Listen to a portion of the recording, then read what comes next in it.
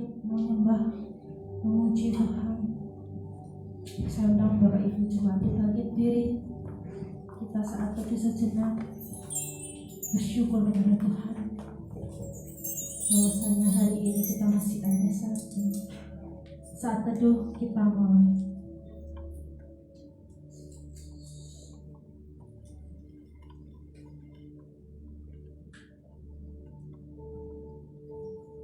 Saat teduh selesai, katakan saatku menyembah-Mu Tuhan.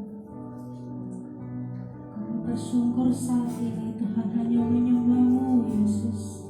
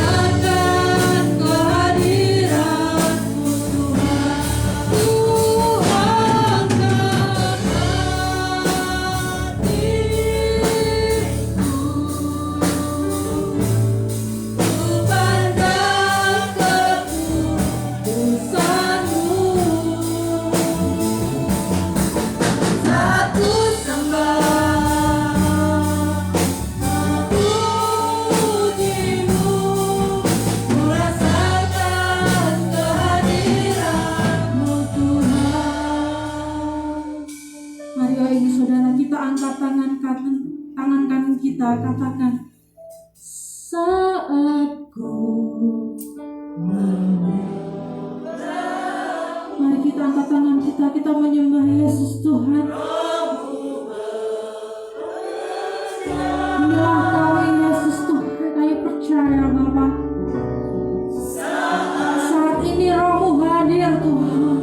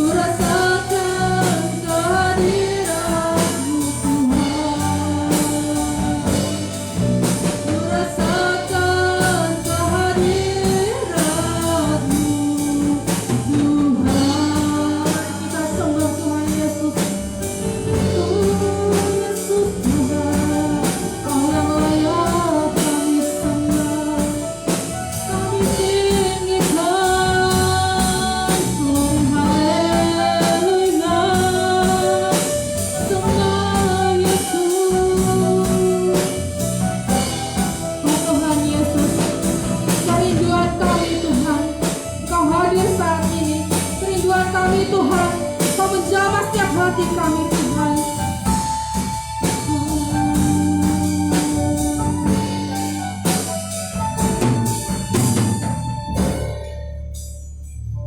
Oh Tuhan Yesus, kerinduan hatiku, mutiara tak ternilai kau milik. Keindahanmu memuliakan dunia. Yesus Tuhan, mataku engkau termulia. Katakan oh Tuhan Yesus, kerinduan hatiku, mutiara tak ternilai harta milikku. Keindahanmu memuliakan dunia. Di mataku engkau. Kita katakan oh Tuhan Yesus. Inilah kami yang mengangkat tangan Tuhan. Kami rindu Tuhan. Jamahanmu, kehadiranmu Tuhan.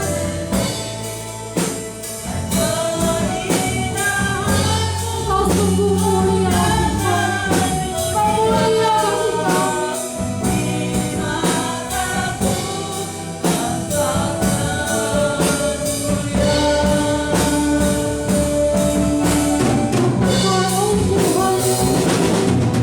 Tuhan Yesus, kerinduan hatiku, mutiara tak ternilai harta milikku. Keindahanmu memuliakan dunia. Di mataku engkau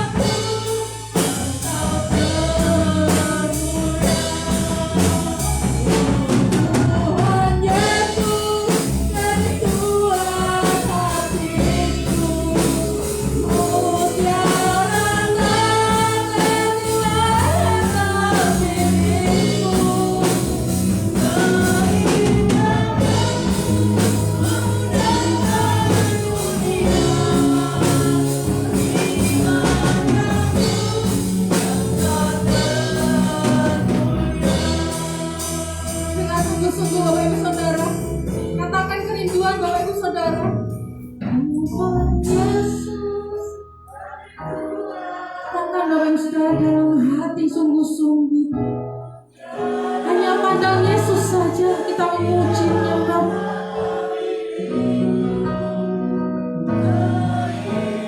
Oh Yesus,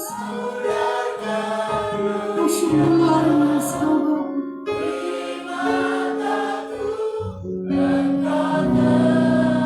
Katakan sekali lagi. Tuhan Yesus, kerinduan hatiku, mutiara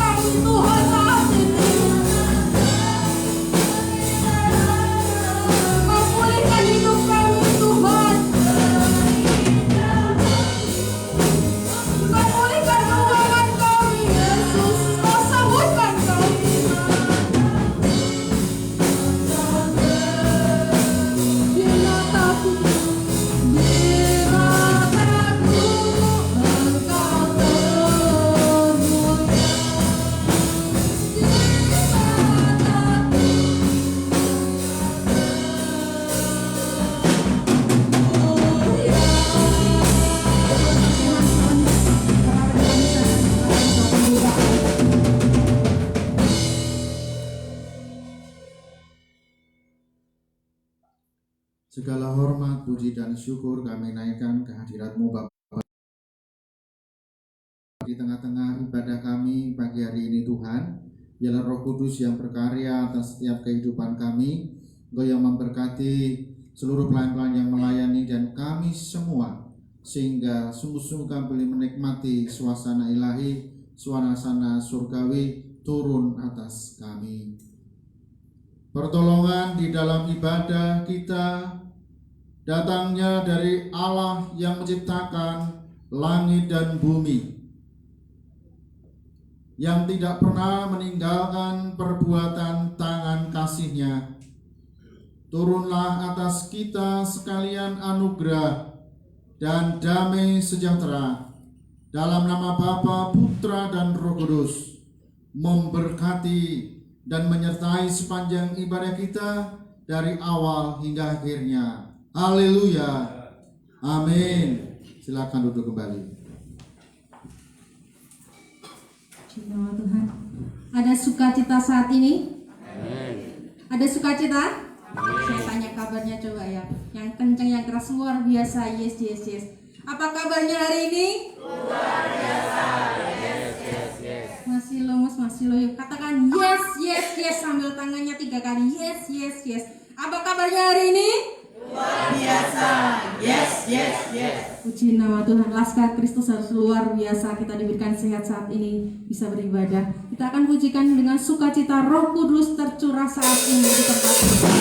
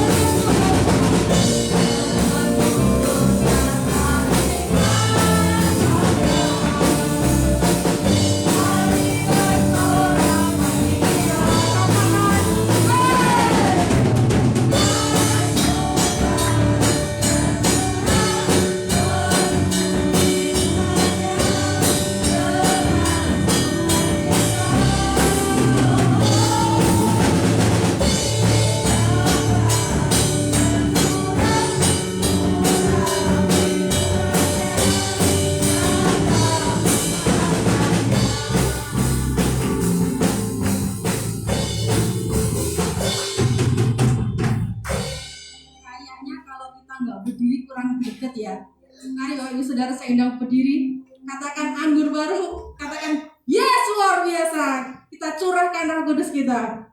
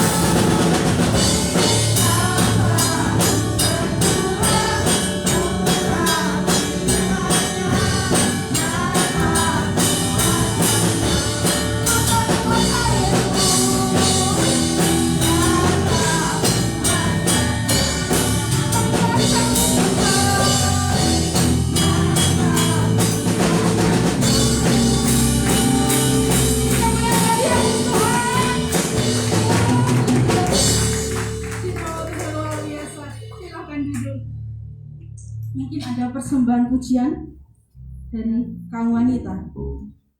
Ya, kami persilakan ibu-ibu. Ini hari spesial ya, memperingati Hari Kartini. Persembahan dari ibu-ibu.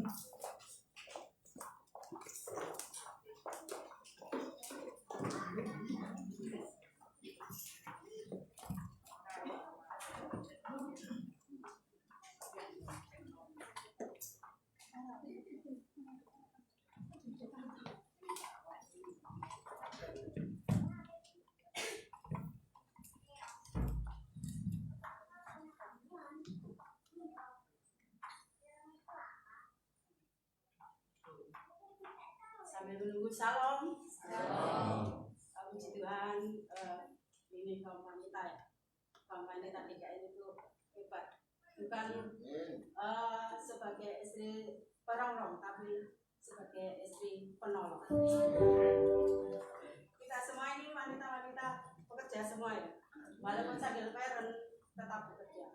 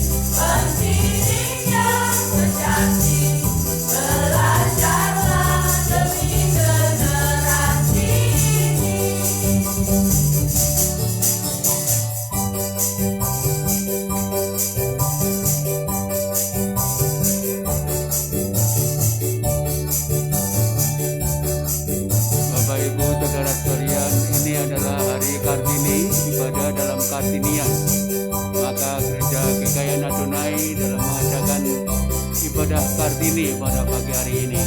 Dengan ibu-ibu mengabarkan lagu sukacita pagi hari ini. Banyak orang bilang aku ini kaum lemah. Mereka berkata aku cukup di rumah saja. Namun percayalah aku bisa seperti Anda. Bisa terjemah dan berpikir cerdas. Banyak orang bilang dapur sumur itu tempatku. Masa mengasuh anak, urus rumah itu kerjaku. Namun aku bisa untuk berkarya di luar sana. Aku ini wanita hebat. Perempuan yang tangguh, pantang untuk mengeluh. Harga diri selalu terjaga teguh. Perempuan mandiri, pendidik yang sejati. Belajarlah demi generasi ini.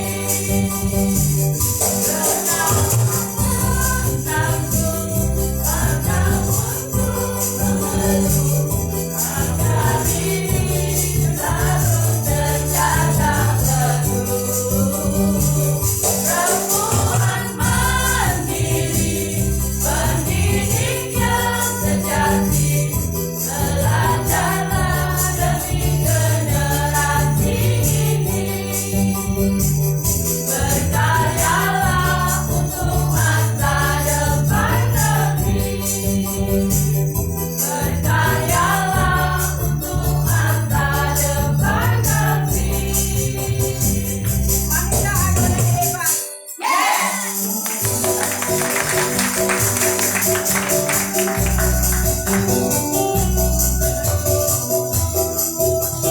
Puji nama Tuhan. Wanita kekayaan Tuhan luar biasa ya. Beri tepuk tangan sekali lagi. Wanita kekayaan. Luar biasa puji Tuhan. Jadilah wanita cerdas, kreatif, supaya dapat membantu suami. Amin. Tapi tetap menghargai suami ya. Amin. Amin. Saatnya kita akan persiapkan hati kita untuk mendengarkan firman Tuhan. Tuhan tak pernah janji langit selalu biru, jalan selalu rata. Tapi Tuhan janji kita akan selalu diselamatkan. Kita selalu ditolong saat kita lemah, tak berdaya.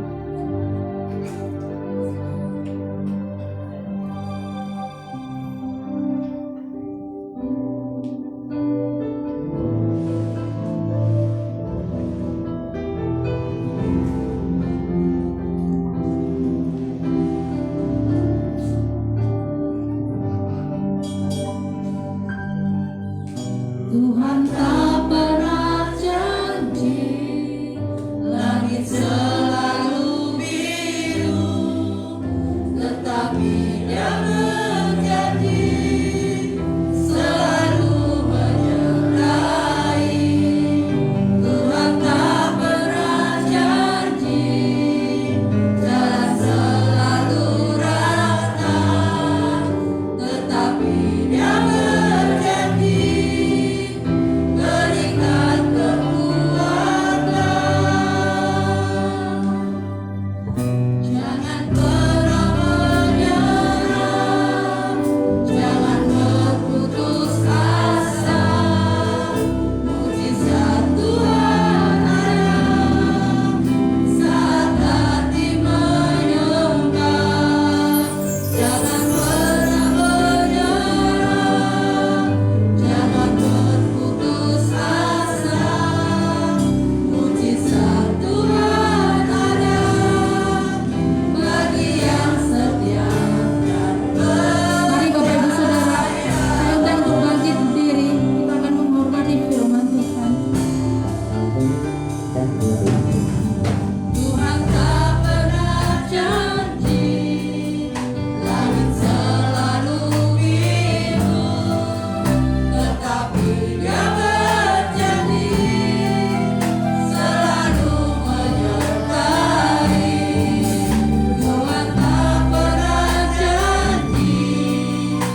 jalan selalu rata, tetapi Dia berjanji berikan kekuatan.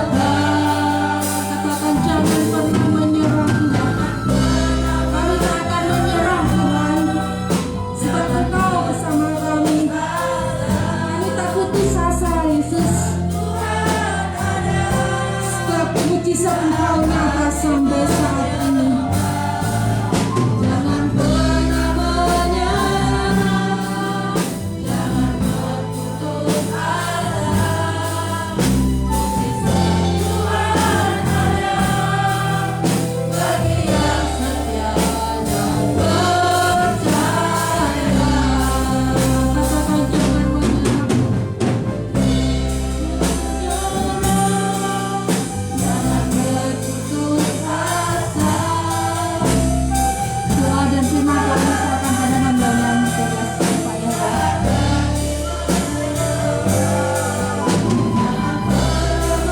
Jangan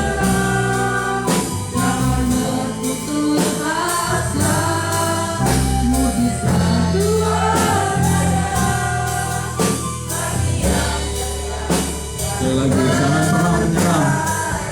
Oh, jangan pernah menyerah, jangan berputus asa.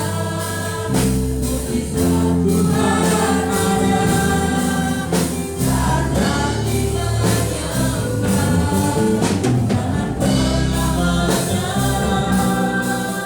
jangan berputus asa. Mujizat Tuhan ada bagi yang setia dan percaya. Mujizat Tuhan ada. Tuhan ada bagi yang setia dan percaya. Sekali lagi, mujizat Tuhan ada.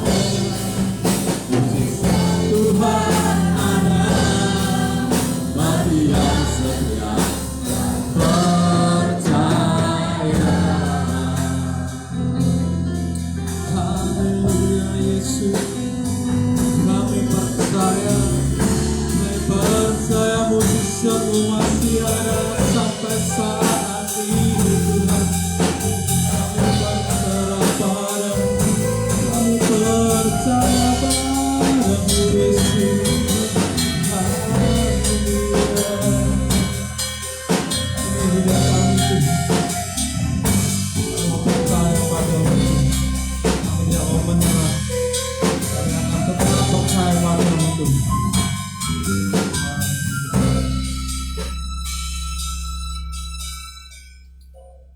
Bapa dalam surga, di dalam nama Tuhan Yesus, sungguh kami bersyukur Tuhan pada kesempatan pagi yang indah ini kami boleh datang menaikkan pujian, penyembahan, ucapan syukur kami padamu Tuhan.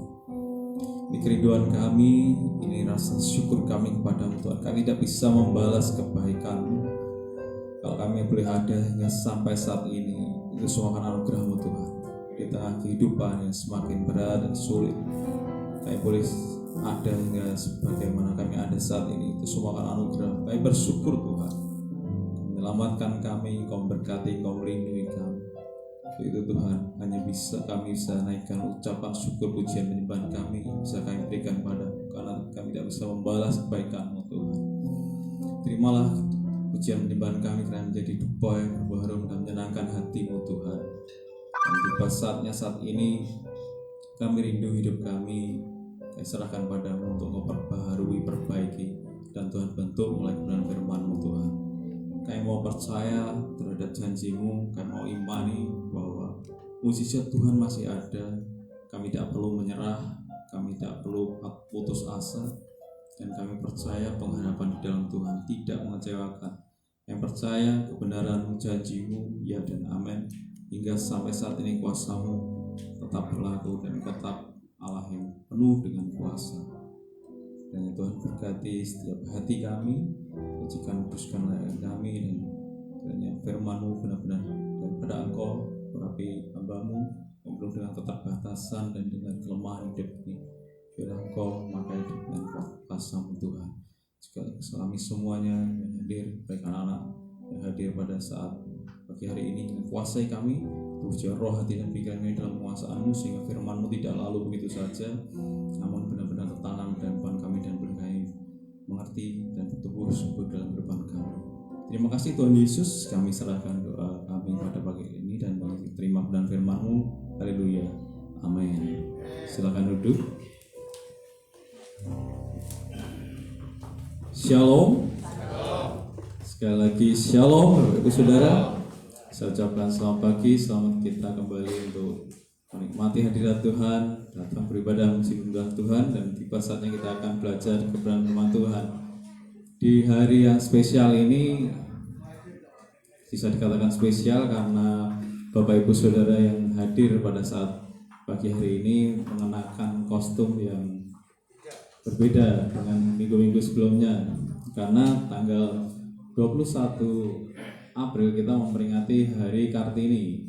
Bisa dibilang ini hari ibu-ibunya bangsa Indonesia. Jadi tempatnya hari di mana emansipasi wanita digaungkan, bagaimana ibu-ibu merasa disetarakan gendernya dengan kaum pria atau laki-laki atau kaum bapak-bapak.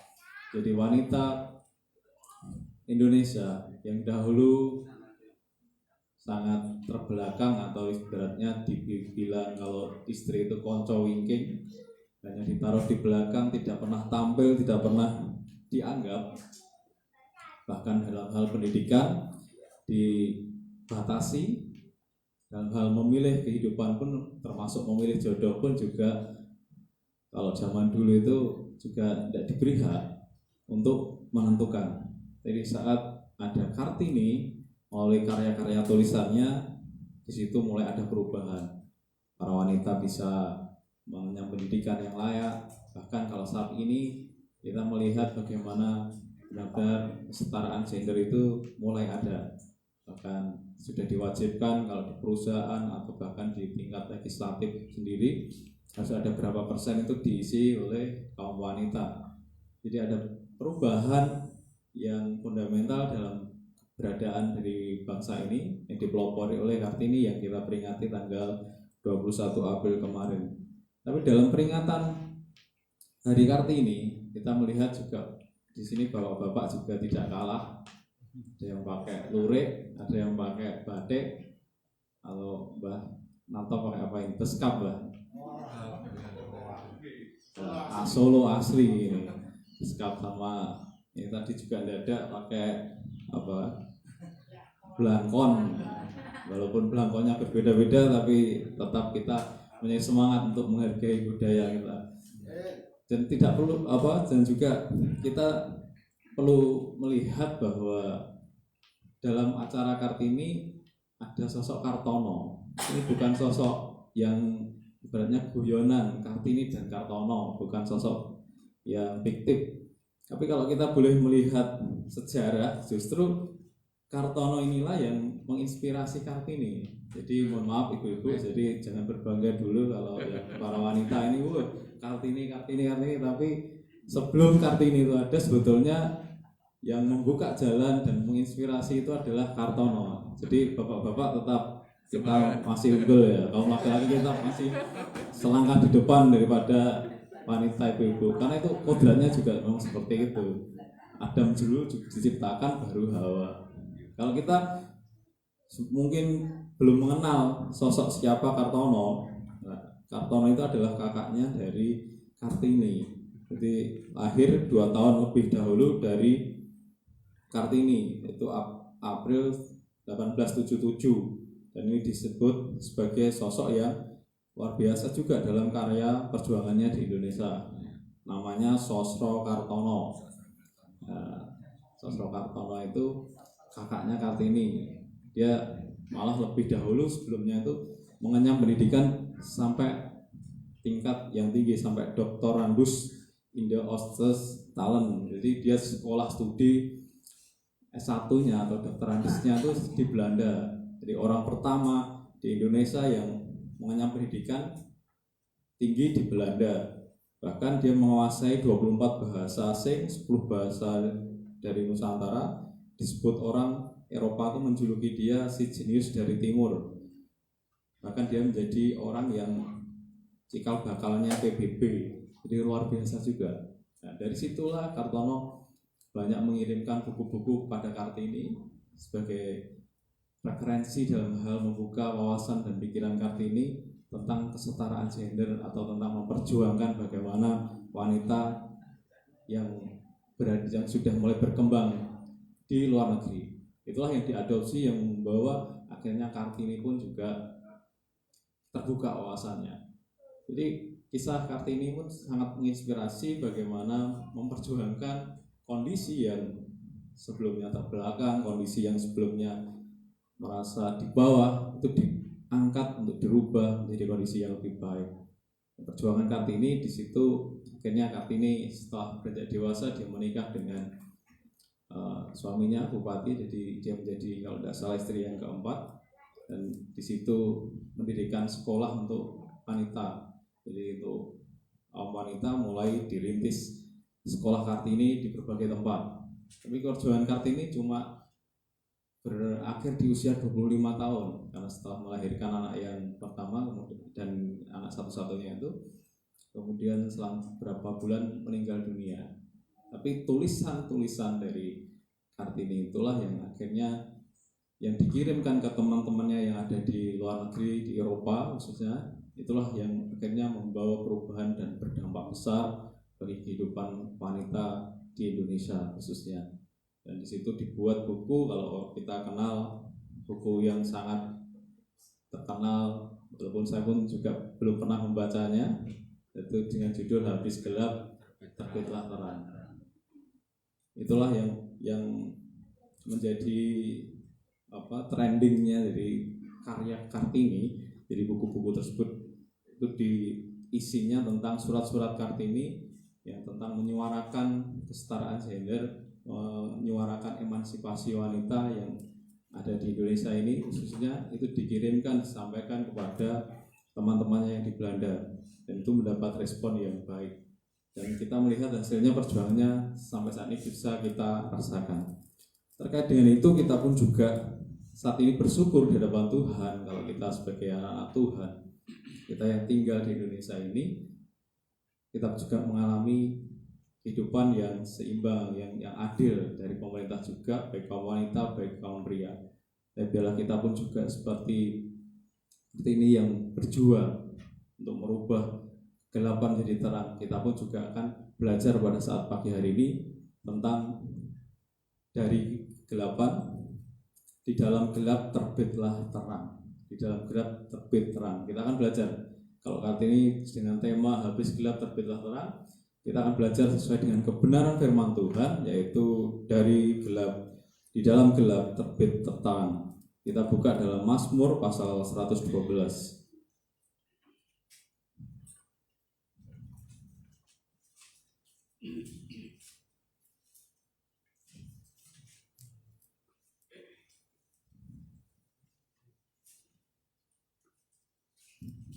Mazmur pasal 112 ayatnya yang keempat.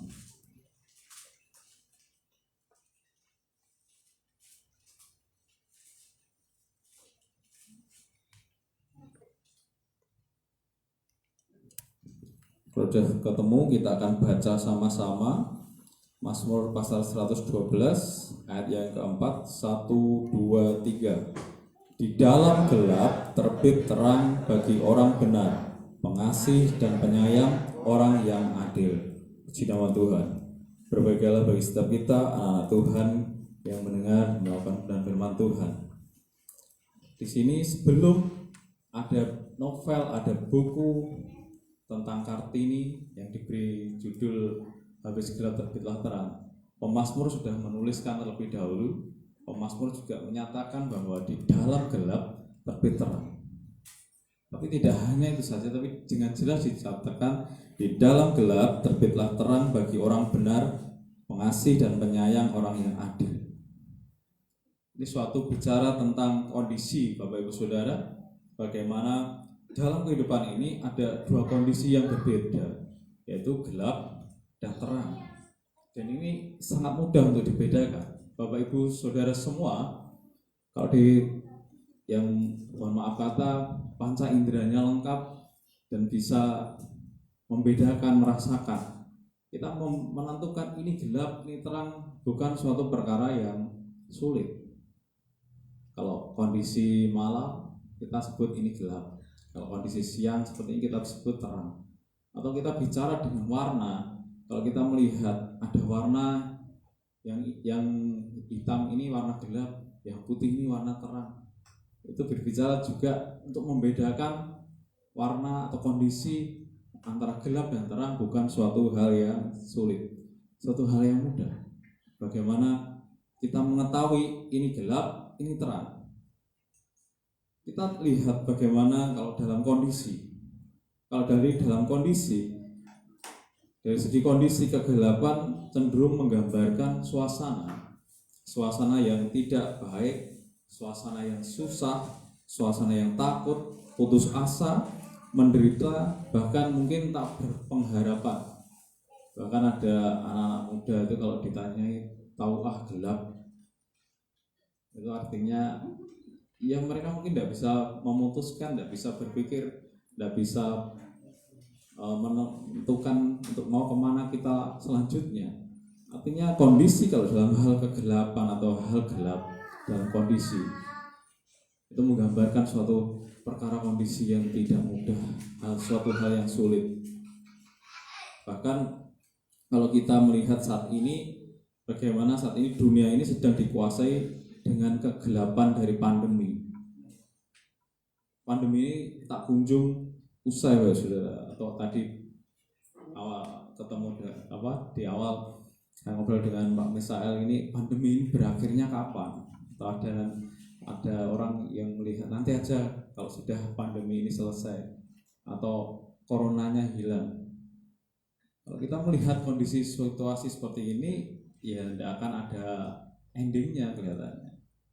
Dan corona itu nanti perkiraan prediksi dari orang-orang ahli itu akan tetap ada dunia ini, mungkin nanti tetap hidup bersanding dengan kita seperti virus-virus yang lain, seperti virus influenza atau virus-virus yang lain.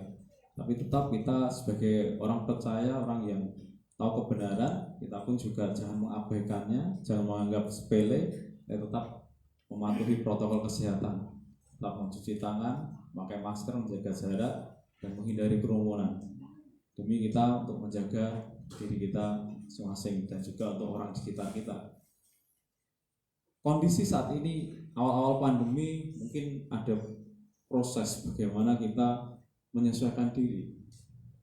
Bahkan situasinya memang bisa dibilang perubahannya luar biasa.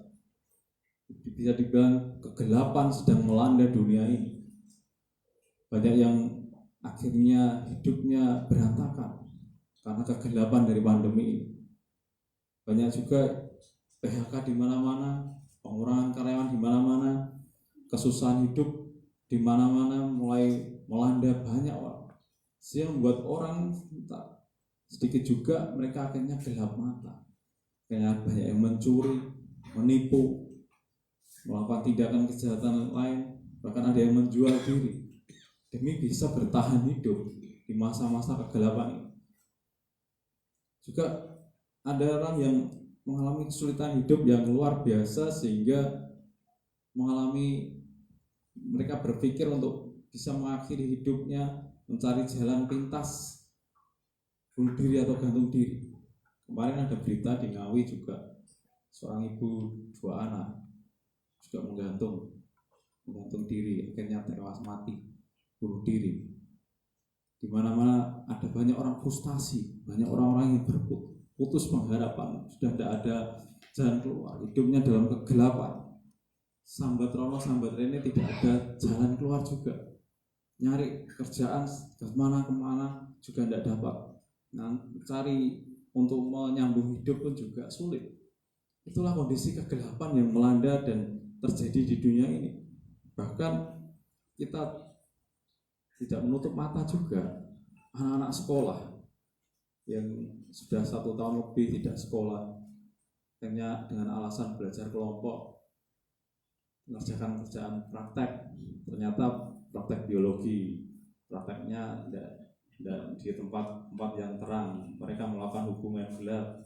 Mereka pergi mungkin ke hotel-hotel kesarangan, kemarin ada banyak rahasia. Dan dari hasil laporan dari pencatatan atau catatan sipil itu, tingkat kehamilan, tingkat pernikahan di usia dini meningkat atau hamil di luar nikah, mohon maaf kata, lebih banyak di era pandemi ini. Bahkan kelahiran yang di luar pernikahan juga dilaporkan semakin meningkat, semakin banyak karena dari hubungan-hubungan gelap. Ini kondisi yang saat ini yang real terjadi, dan kita tidak bisa menutup mata, saudara, bahwa dunia sedang mengalami kegelapan. Semua serba susah, semua serba sulit, dan tingkat kejahatan mulai meningkat. Orang yang hidup benar atau hidup dalam hal jalannya yang lempeng-lempeng itu ya sulit didapat, atau hanya sebagian besar. Banyak yang mengalami hidup susah, hidup dalam kegelapan. Bahkan susahnya mau mudik saja untuk tani pun juga sangat-sangat sulit. Kemarin ada info kalau tanggal 6 sampai tanggal 14 itu semua akses untuk antar provinsi, antar kota mulai di-skat, mulai dibatasi, orang tidak bisa lewat, dan semua moda transportasi diliburkan, tidak boleh beroperasi pada tanggal 6 sampai 14 kalau tidak salah. Dan kemarin ada berita juga tanggal 7 itu tanggal 21 kemarin itu mulai juga diajukan, jadi tidak jadi tanggal 6 jadi dan tanggal 7, tanggal 21 mulai digelar razia. Tapi kemarin waktu saya hari Jumat ke Jogja itu memang penyekatan pos-posnya sudah disiapkan, tapi sifatnya insidental, jadi waktu jam-jam tertentu saja, jam-jam ramai itu diadakan pemeriksaan, tapi kalau jam-jam lain tidak ada, dan orang yang melintas itu harus menunjukkan surat rapid, kalau tidak ya suruh rapid dulu atau putar balik. Jadi orang sekarang merasa mau pulang kampung, mau bertemu keluarga, mau ketemu bersilaturahmi dengan orang tua saja susah, bahkan dipersulit. Jadi seperti orang sembunyi-sembunyi, bahkan seperti hal yang ilegal saja kalau kita mau mudik ketemu dengan orang-orang bersilaturahmi dan orang-orang yang ada di kampung. Dan ini membuat banyak orang juga berpikir bahwa hidup kok semakin susah, apa-apa dibatasi, mau ini mau itu tidak boleh. Banyak orang juga akhirnya merasa bahwa hidupnya gelap karena banyak aturan yang terjadi di bangsa ini.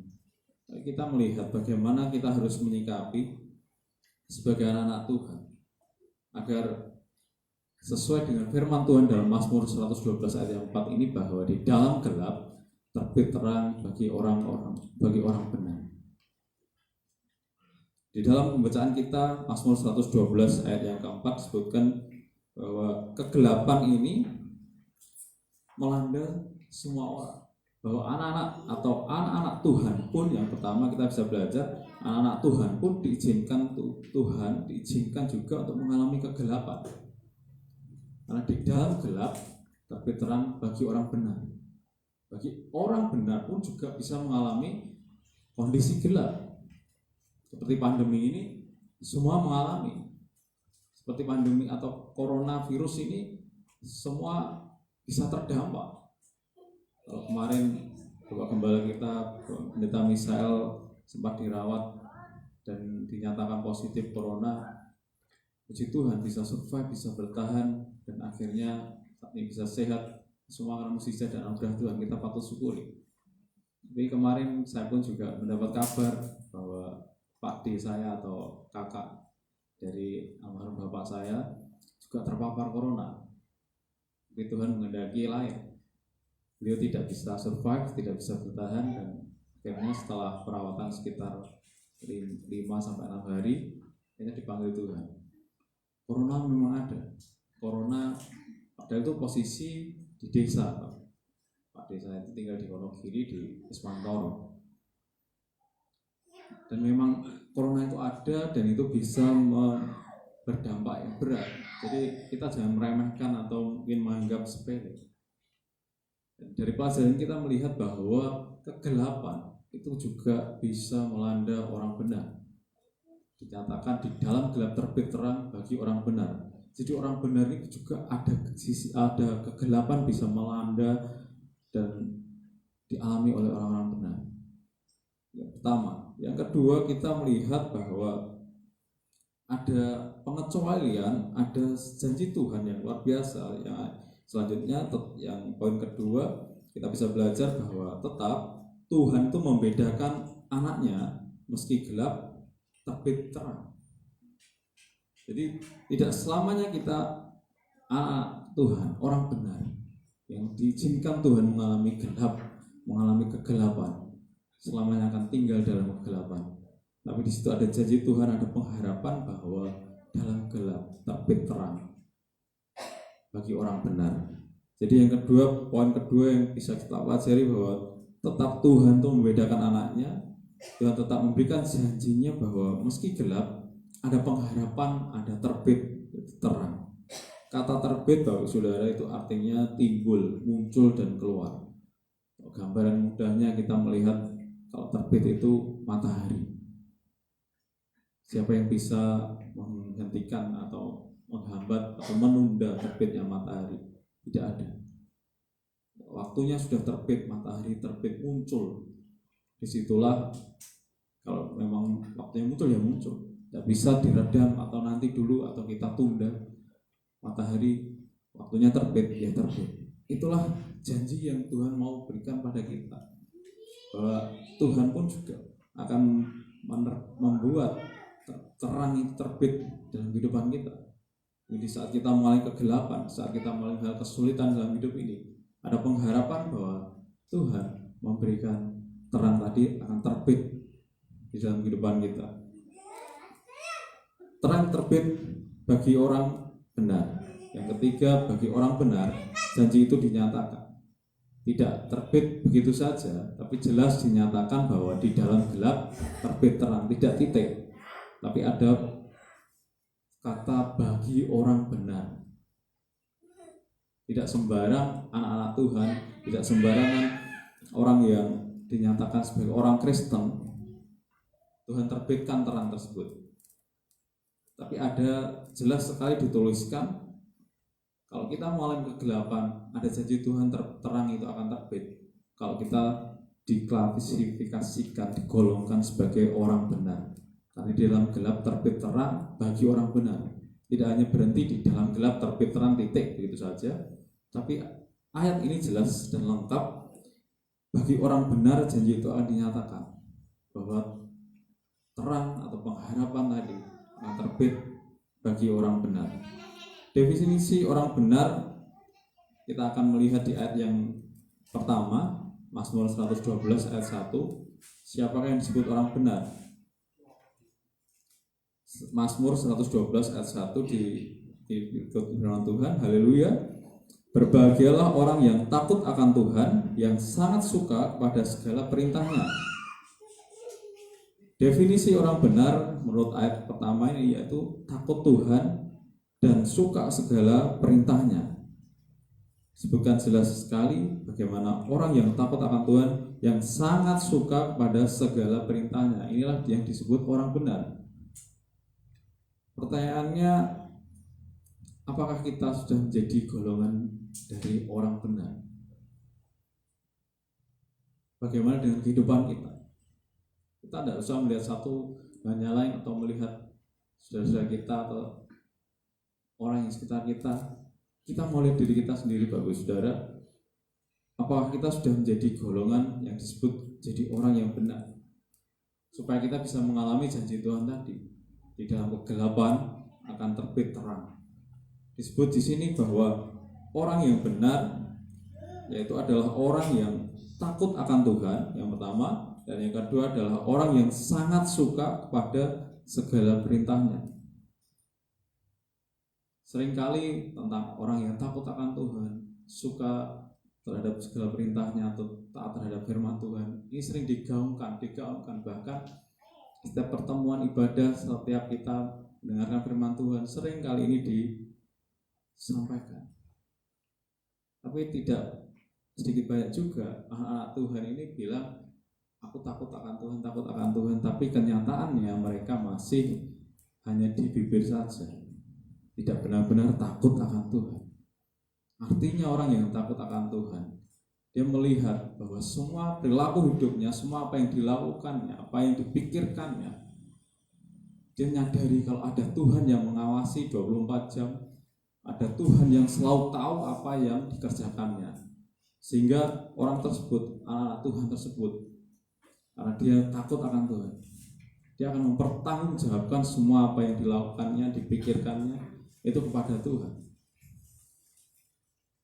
Atau mungkin banyak juga orang yang masih berpikir, wah Tuhan gak ketok wae, saya taatnya saat ada yang lihat saja. Takut kalau ada yang lihat seperti iklan di TV itu, atau taat saat ada yang lihat. Seperti kalau contoh gampangnya, kalau kita lagi di jalan, kalau ada polisi ya kita tidak berani melanggar. Tapi kalau tidak ada polisi, ini aman, ya bisa belok kanan, belok kiri, ada lampu merah kita terabas. Apalagi sekarang mulai digalakkan kalau di setiap perempatan itu ada CCTV-nya, yaitu membuat orang akhirnya ada CCTV, takut kalau karena ada yang lihat, mau taat karena ada yang lihat dari CCTV. Jadi CCTV itu memang nanti dipakai untuk memfoto para pelanggar lalu lintas, dan itu nanti hasil laporannya itu dikirim ke rumah bahwa Anda sudah melanggar ini dan silakan bayar denda. Kalau tidak nanti mobil atau motor atau kendaraan kita tadi tidak bisa dipajakkan, tidak bisa membayar pajak atau tidak bisa diperpanjang pengurusan pajaknya. Jadi sekarang bagaimana supaya orang-orang itu tadi taat, orang-orang tadi takut melanggar lalu lintas, dibuat cara di setiap perempatan di jalan-jalan diberi CCTV supaya taat. Karena pada hakikatnya orang-orang ya seperti ini. Mereka takut, mereka mau taat kalau ada yang lihat, kalau ada aturan yang membuat mereka bisa ketahuan. Bagaimana hubungan kita dengan Tuhan? Kita harusnya tahu bahwa Tuhan itu Maha Tahu. Tuhan itu bisa melihat bahkan ke dalam relung hati kita yang kita sendiri tidak bisa lihat, Tuhan bisa lihat. Tapi terkadang kenapa kita masih meremehkan kuasa Tuhan? Kita tidak bisa takut akan Tuhan. Kita bisa dengan seenaknya berbuat dosa. Wah, Bapak Ibu kurang ngerti ya. Wah, teman kurang ngerti ya. Wah, Pak Gembala kurang ngerti ya. Entah aku pura-pura baik di hadapan manusia. Seringkali mungkin kita sendiri mengalami seperti itu. Tapi seharusnya kita melihat bahwa kita harus takut kepada Tuhan. Kalau kita mau disebut menjadi orang yang benar, supaya kita nanti bisa terlepas dari kegelapan, kita mendapat terang yang terbit dalam hidup kita. Jadi jangan melihat apa yang mata kita lihat, karena tidak ada orang, karena tidak ada pengawasan, kita dengan seenaknya. Mari kita dasari hidup kita, perilaku kita ini dengan takut akan Tuhan, karena Tuhan melihat hidup kita dan memperhatikan kita. Bahkan Tuhan tahu apa yang jadi isi hati kita, pikiran kita, perbuatan-perbuatan kita. Jadi kalau kita mau mendasari hidup kita seperti itu, kita akan benar-benar menjadi anak-anak Tuhan yang hidup benar, disebut orang yang benar. Yang kedua, orang benar tadi disebutkan yang sangat suka kepada segala perintahnya. Yang kedua, sangat suka kepada segala perintahnya. Ayat ini jelas sekali, tidak hanya sangat suka kepada perintahnya, tapi ada tambahannya, yaitu segala perintahnya. Ini pun juga sering kita dapati dalam kehidupan kekristenan, bagaimana jemaat atau anak Tuhan, orang percaya, bahkan hamba-hamba Tuhan sendiri pun, mereka suka kepada perintahnya, tapi tidak segala perintahnya. Jadi masih pilih-pilih dalam menjalankan perintah Tuhan. Oh, ini onak iki enak iki menguntungkan. Ini tak jalankan. Oh, ini berat ini, nggak bisa ya. Nggak usah dijalankan. Banyak yang pilih-pilih dalam segala dalam kebenaran firman Tuhan ini, banyak yang pilih. Tapi firman Tuhan jelas kalau kita mau disebut orang benar, kalau kita mau mengalami janji Tuhan, kita harus sangat suka pada segala perintahnya, semuanya, tidak ada yang diabaikan, semua dijalankan, semua harus dilakukan, semua harus dipilih, semua harus ditaati, tidak pilih-pilih terhadap perintahnya. Di akhir zaman banyak, firman Tuhan juga mengatakan, banyak orang akhirnya hanya suka mendengarkan firman Tuhan yang mengenakkan telinga saja, membuat mereka bisa tertawa, membuat mereka bisa akhirnya terhibur. Mungkin kata-kata manisnya bisa membangkitkan motivasi, itu saja. Tapi untuk perintah-perintah firman Tuhan yang berat, ada yang mungkin yang menyinggung, mungkin ada yang wah ini ngenai aku, padahal itu perintah Tuhan.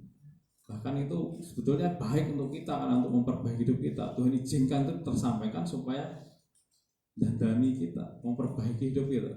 Itu banyak, mungkin ada yang menolak.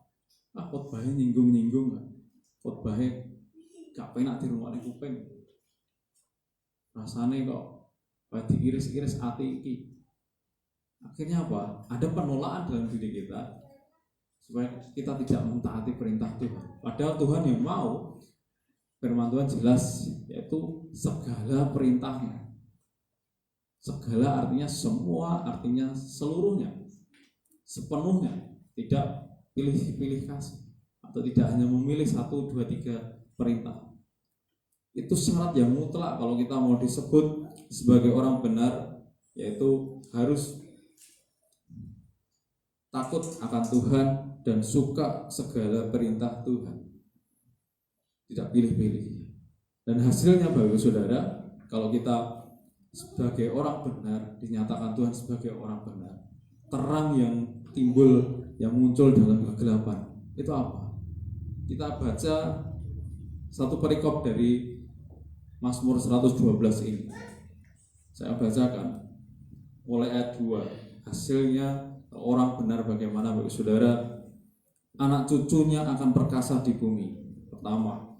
2. Angkatan orang benar akan diberkati. 3. Harta dan kekayaan ada dalam rumahnya. 4. Kebajikannya tetap untuk selamanya.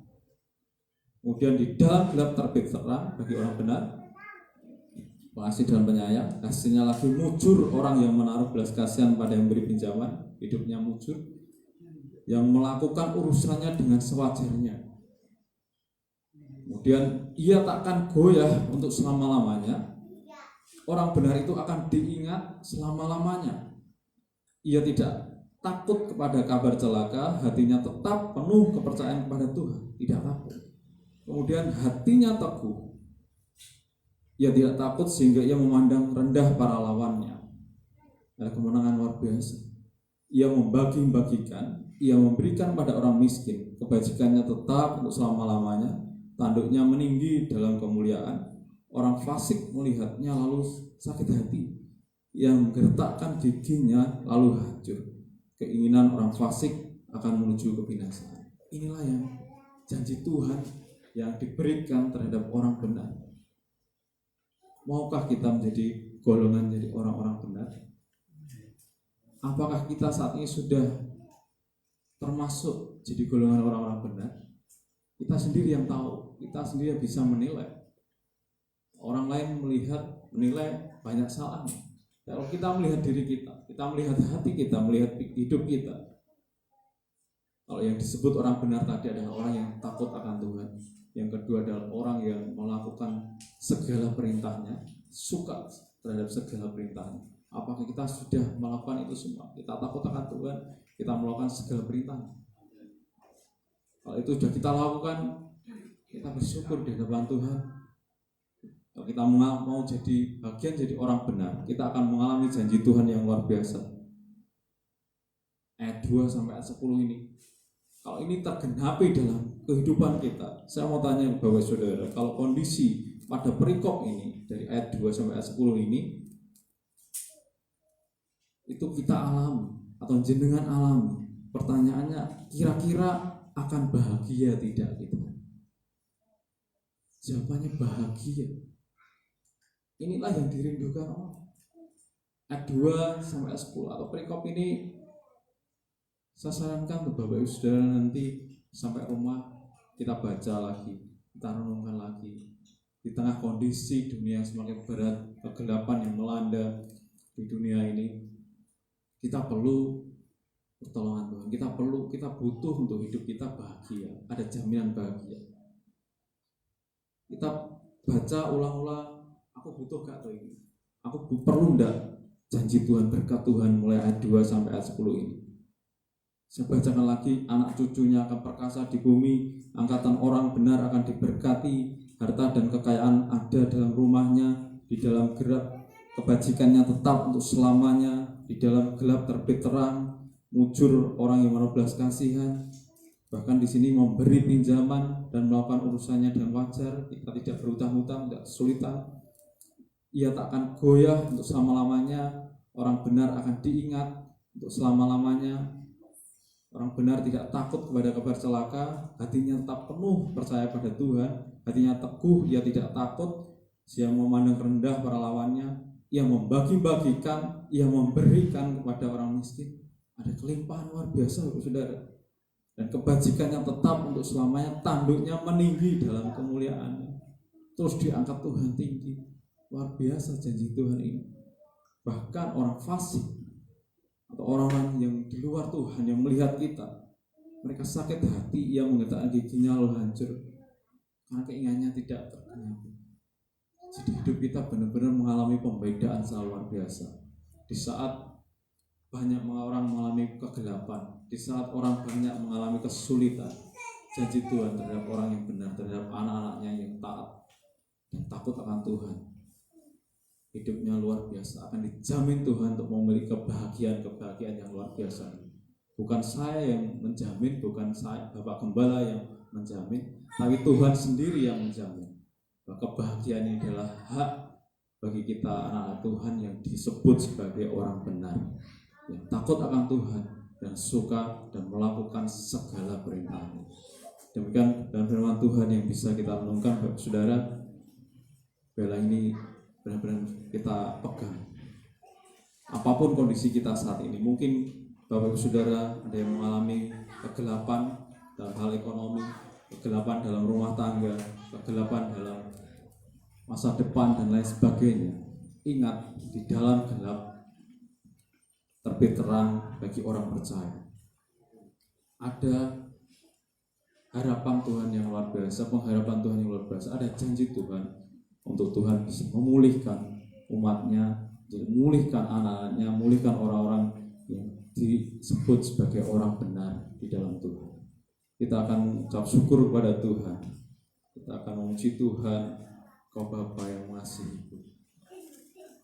Tahu ada Bapa yang sangat mengasihi kita, yang sangat mempedulikan hidup kita. Apapun kondisi kita, tetap Tuhan sangat mengasihi kita. Meskipun terkadang kita hidup jauh dan menyakiti itu, Dia Bapa yang tetap mengasihi kita. Dia menunggu untuk kita kembali, untuk kita bisa taat kembali untuk mengasihi Dia juga.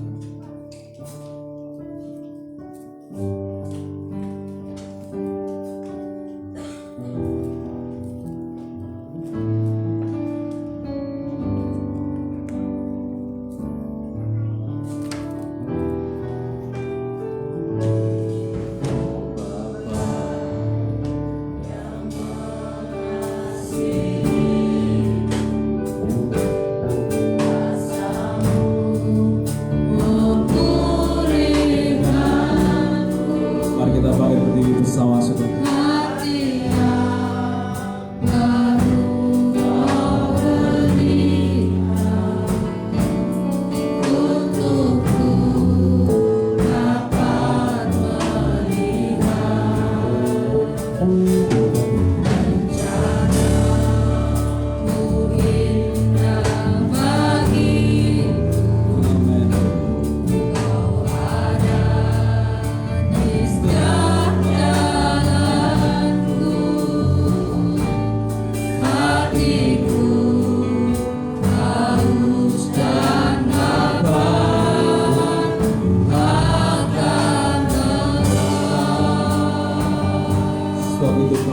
Kaulah segalanya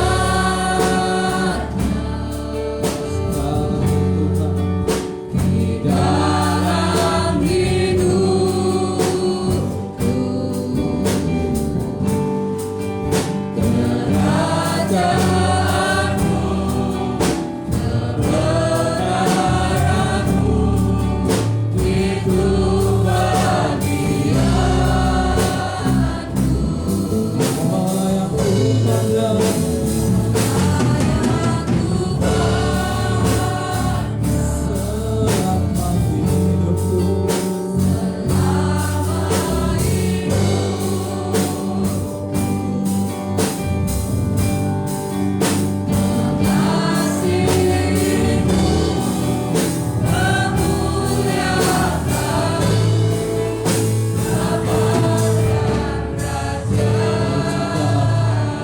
Oh Bapa yang mengasihi, oh Bapa yang mengasihi, kuasa-Mu memulihkan hidup kita. Hadiah baru Kau berikan untukku dapat melihat rencana-Mu indah bagi Kau ada di setiap jalanku. Hatiku haus dan lapar akan Engkau. Kaulah segalanya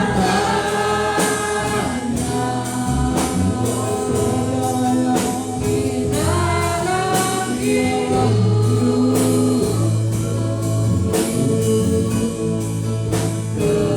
Kerajaanku,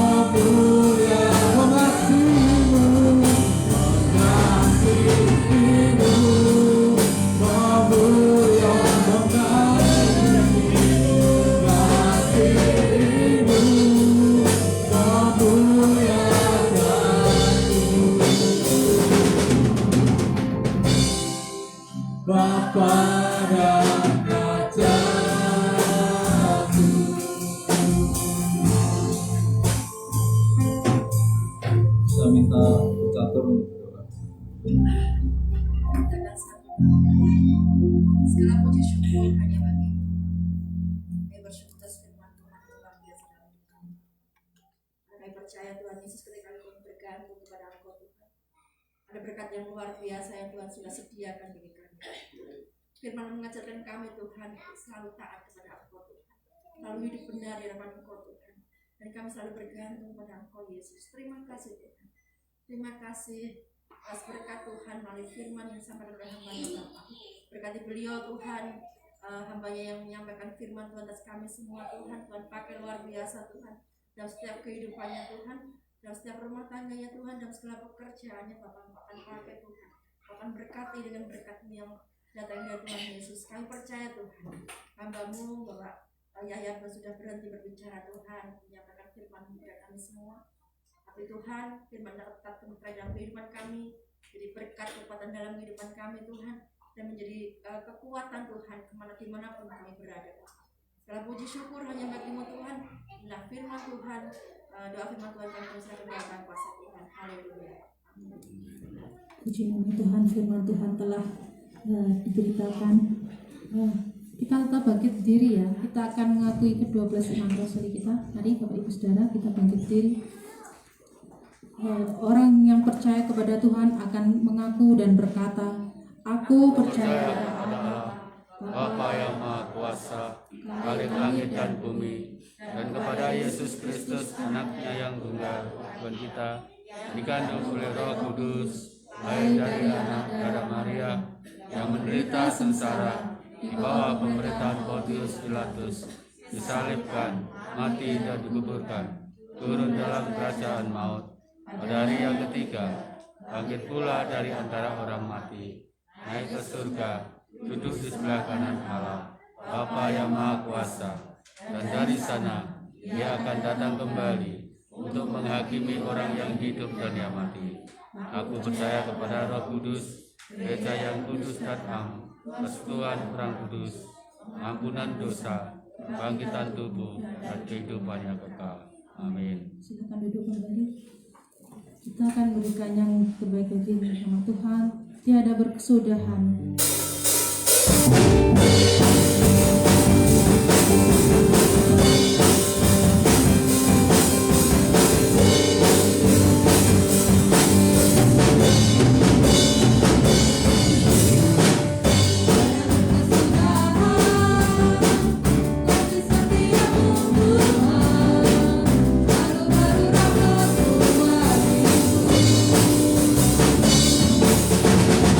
Hari berganti hari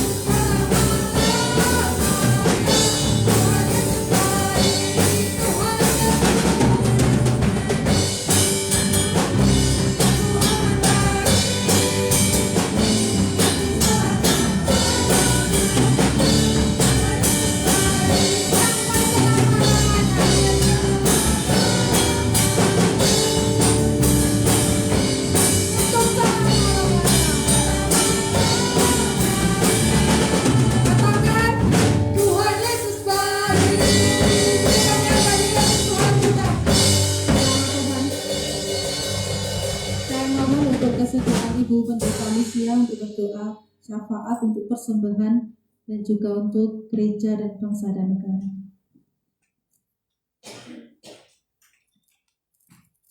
Satu di dalam doa. Bapa yang baik, Bapa yang sangat mengasihi kami mengucap syukur karena pagi ini kami boleh bersama-sama beribadah dan diberi kesempatan oleh Tuhan untuk menghampiri tata Allah yang Maha Kudus, untuk membawa serangkaian doa syafaat kami. Tuhan akan tahirkan lebih dahulu tubuh jiwa roh kami, supaya apa yang boleh kami sampaikan tidak terhalang oleh dosa-dosa kami, tetapi Tuhan boleh memperhatikan setiap apa yang boleh kami sampaikan pada pagi hari ini. Kami membawa bangsa dan negara kami tercinta Indonesia. Engkau tahu persis apa yang terjadi di negeri kami ya Tuhan. Kami mohon belas kasih Tuhan, biarlah Tuhan berkenan melawat dari Sabang sampai Merauke jiwa-jiwa yang berharga yang dikasih oleh Tuhan. Biarlah Tuhan memberkati supaya banyak jiwa yang di ujung akhir zaman ini mengenal Engkau dan menerima Engkau sebagai Tuhan dan Juru Selamat pribadi. Karena keselamatan hanya di dalam Engkau, di luar Engkau tidak ada keselamatan ya Tuhan. Engkau berjanji bahwa barang siapa percaya kepada Engkau, maka Engkau akan menyelamatkan jiwa kami ya Tuhan. Hidup ini hanya sementara Tuhan. Oleh sebab itu biarlah Tuhan Engkau sadarkan seluruh umat Tuhan di seluruh muka bumi ini, bahkan di seluruh tanah air ini Tuhan. Biarlah hati mereka dibuka oleh kuasa Roh Kudus untuk bisa memahami kebenaran yang ada di dalam Engkau ya Tuhan, sehingga banyak orang boleh diselamatkan di ujung akhir zaman, baik itu kerabat kami, baik itu tetangga kami, sahabat kami, kenalan kami. Tuhan akan tolong supaya mereka juga boleh mengenal Engkau sebagai Tuhan dan Juru Selamat pribadi, khususnya dalam masa pandemi ini Tuhan. Kematian itu dekat dengan kami ya Tuhan. Biarlah Tuhan Kau tolong supaya banyak orang-orang yang menyadari bahwa mereka membutuhkan Engkau ya Tuhan. Engkau celipkan mata rohani mereka supaya mereka sungguh mampu dapat melihat bahwa kebenaran ada di dalam Engkau. Tuntun mereka untuk menemukan kebenaran di dalam Engkau ya Tuhan. Kami berdoa Tuhan akan taruh hikmat kepada Presiden dan Wakil Presiden yang memimpin negara ini, supaya apa yang diputuskan mendatangkan damai sejahtera buat rakyat Indonesia. Kami mohon Kau sejahterakan negeri kami, sejahterakan kota di mana kami tinggal. Tuhan akan lawat supaya umat-Mu ini dalam masa pandemi tetap mendapat pemeliharaan daripada Engkau. Kami dimampukan untuk hidup benar supaya janji Allah terrealisasi di dalam kehidupan kami, keluarga kami masing-masing, sehingga kami tidak akan kekurangan sesuatu yang baik, tetapi kebaikan Tuhan bersama-sama ada bersama kami semua. Kami terus berdoa supaya iman kami tidak lemah Tuhan. Dalam situasi yang sulit kami tetap kuat, kami tetap berdiri kokoh di atas kebenaran. Kami tidak menyimpang ke kanan ke kiri, tetapi kami berjalan sesuai dengan jalan Engkau ya Tuhan. Tolonglah kami semua, keluarga besar GKN Adonai, supaya di situasi yang sulit ini kami tetap berpegang teguh kepada firman-Mu. Kami berpegang teguh kepada janji-janji Engkau, bahwa Engkau sekali-sekali tidak akan meninggalkan kami, sekali-sekali tidak akan membiarkan kami ya Tuhan. Itu janji Engkau Tuhan. Artinya di situasi apapun Tuhan, kami ada di dalam tangan Tuhan. Tuhan tidak akan biarkan kami sampai jatuh tergeletak. Sebab itu tolonglah kami, supaya kami semakin mengasihi Tuhan, semakin mencintai Tuhan, hidup di dalam kasih dimanapun kami berada. Kami terus berdoa, menyerahkan supaya perekonomian seluruh keluarga besar GKN Adonai diberkati oleh Tuhan. Apa yang kami kerjakan, Engkau buat kami berhasil ya Tuhan. Kami berdoa untuk anak-anak kami yang masih di dunia pendidikan, baik di tingkat TK, SD, SMP, SMA, sampai perguruan tinggi. Tolonglah supaya anak-anak kami tetap semangat di dalam belajar untuk meraih cita-cita mereka, dan lebih dari itu Tuhan, biarlah nama Engkau dimuliakan lewat hidup anak-anak kami. Engkau tolong supaya anak-anak kami dimampukan berjalan di jalan Engkau ya Tuhan, dan mereka adalah generasi-Mu. Biarlah mereka menjadi generasi yang berkualitas untuk meneruskan tongkat estafet kepemimpinan di gereja ini maupun di gereja-gereja lain dan di negara ini ya Tuhan. Mereka adalah generasi-Mu Tuhan. Kau berjanji bahwa di ujung akhir zaman Tuhan akan membangkitkan teruna-teruna muda untuk menjadi laskar-laskar Tuhan, mengerjakan pekerjaan Tuhan di tengah-tengah dunia ini. Berkatilah anak-anak kami, baik yang ada di GKIN maupun di luar GKIN, bahkan di seluruh Indonesia, di seluruh dunia. Tuhan akan bangkitkan teruna-Mu untuk menyuarakan suara kenabian di tengah-tengah dunia yang rusak ini Tuhan, di tengah-tengah dunia yang lemah ini Tuhan, supaya banyak jiwa diselamatkan ya Tuhan. Itulah kerinduan kami ya Tuhan. Kami juga berdoa mengucap syukur kalau hari ini Ibu Rizal sudah melahirkan dengan normal dan selamat. Biarlah Tuhan Kau berkati bayi yang baru lahir, supaya anak ini tumbuh menjadi anak yang cinta Tuhan, takut Tuhan, diberkati oleh Tuhan, dan Tuhan sendiri yang akan memberkati keluarga Pak Rizal ya Tuhan, sehingga keluarga ini mengalami kebahagiaan daripada Engkau, karena Tuhan telah memberikan pertolongan kepada istrinya melahirkan dengan normal ya Tuhan. Terima kasih Tuhan Yesus, terima kasih Bapak. Kami juga menyerahkan persembahan kami Tuhan pada pagi hari ini. Biarlah persembahan ini menjadi persembahan yang harum di hadapan Engkau, dan menjadi tupa yang harum di hadapan Engkau, menyenangkan hati Engkau Tuhan. Terima kasih Bapak. Kami menyerahkan doa syafaat kami di dalam satu nama Tuhan kami Yesus Kristus. Kami berdoa, haleluya, amin. Terima kasih. Saatnya kita akan mengakhiri ibadah pada pagi hari ini. Saya undang Bapak Ibu jemaat untuk bangkit berdiri. Kiranya Engkau Tuhan memberkati kami.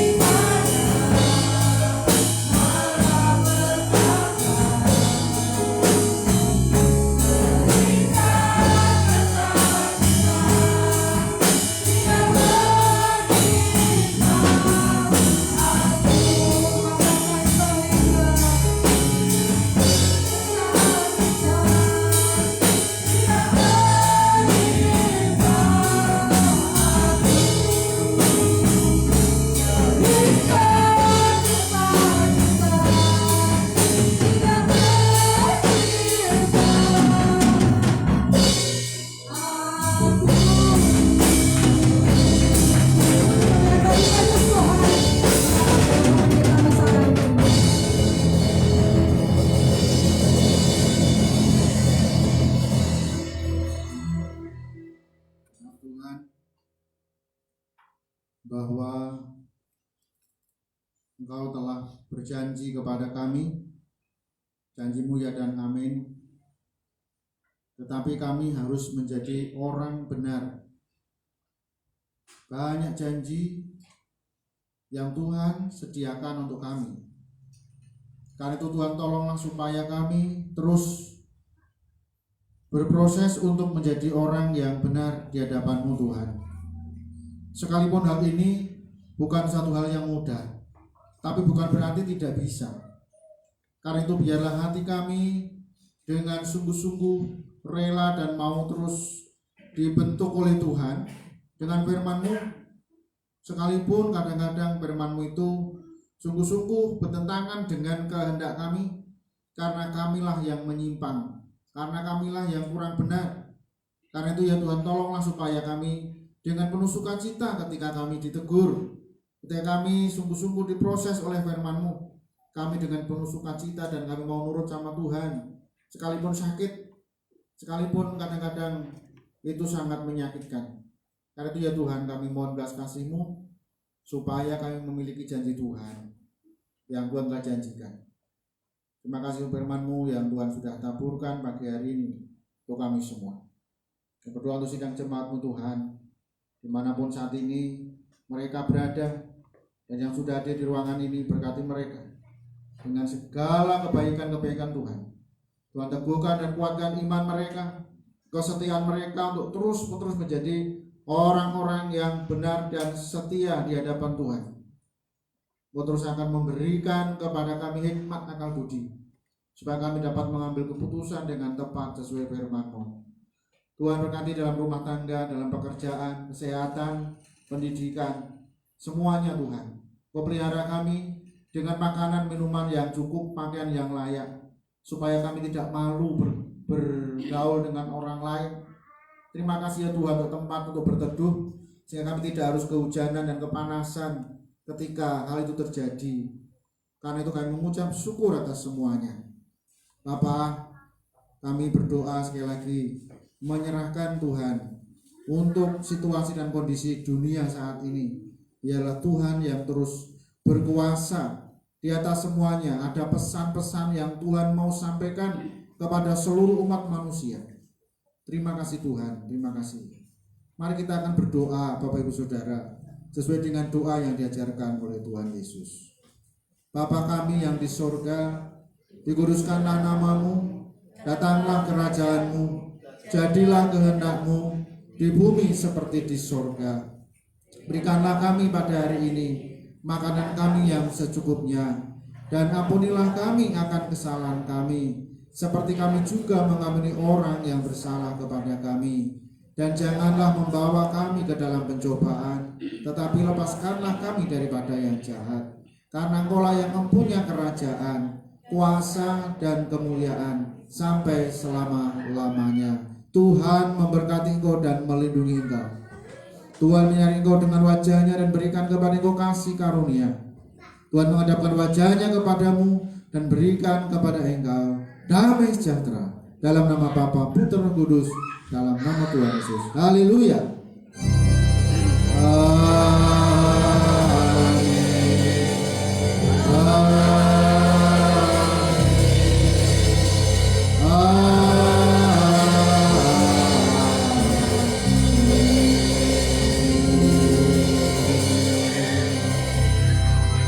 Silakan duduk kembali.